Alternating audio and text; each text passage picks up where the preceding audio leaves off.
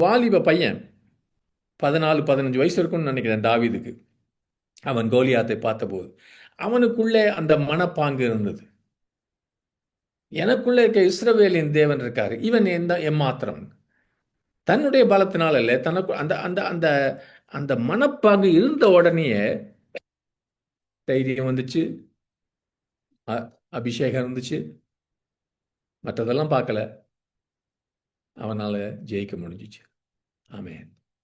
இயேசு கிறிஸ்து 5000 மனிதர்கள் சாப்பாடு இல்லாம உட்கார்ந்திருக்காங்கன்னு அவர் வேறு விதத்துல பார்த்தார். இந்த இந்த நோக்கத்தோடு பார்த்தார். என் தேவனால எல்லாம் கூடும். அவருடைய நண்பனாகிய லாசரு மரித்து 4 நாளுக்குள்ள அடக்கம் பண்ணி அந்த கல்லறையை பார்த்தபோது இயேசு கிறிஸ்து மரித்து நாடி போகிற சரீரத்தை பார்க்கல.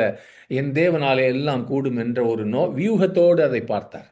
இதுதான் தேவ ராஜ்யத்தின் மனப்பாங்கு, ஆட்டிடியூட். அவர் அவர் அவர் பார்க்கிற விதமாக நாமும் அந்த வியூகத்தில் பார்க்கறது. இப்படி நமக்குள்ள ரொம்ப இறங்கிருச்சுன்னா உண்மையிலேயே எனக்காகவும் நான் வாஞ்சிக்கிறேன், உங்களுக்காகவும் வாஞ்சிக்கிறேன்.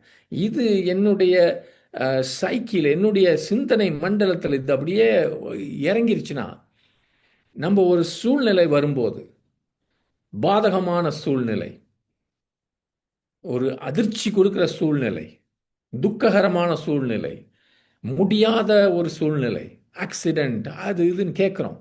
இப்படி எந்த ஒரு அதிர்ச்சிகரமான காரியம் வந்தாலும் நாம் அதை எப்படி அணுகுகிறோம் என்பதை அப்படியே மாற்றிவிடும் இந்த ராஜ்யத்தின் மனப்பாங்கு நம்ம இருந்துச்சுன்னா.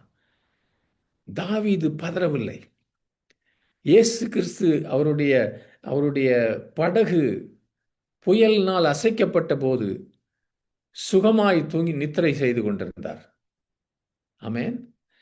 ஏன்னா பிரதர், இந்த ராஜ்யத்தின் சாத்தியக்கூறுகள், த கிங்டம் பாசிபிலிட்டிஸ், இவைகள் நாம் இந்த போதனைக்கும் உபதேசத்துக்கும் டாக்டரினுக்கு இப்படி மாத்திரம் இல்லாமல் இது உண்மையிலேயே என்னுடைய இதயத்தில் ஆழத்தில் இறங்கி இருந்துச்சுன்னா, நான் உறுதியாய் நான் பற்றி கொண்டிருந்தேன்னா, தேவனுடைய வார்த்தை சொல்லுது அவருடைய வல்லமையை குறித்தும் அவருடைய நன்மைகளை குறித்தும் தேவனுடைய வார்த்தையை சொல்வதை குறித்து நான் உறுதியாய் பெற்று கொண்டிருந்தால், நானும் கூட இயேசுவை போல, தாவீதை போல என்னுடைய இயற்கை சக்திக்கு மேல, இயற்கையான வழிக்கு மேல காரியங்களை நான் பார்க்க ஆரம்பிப்பேன்.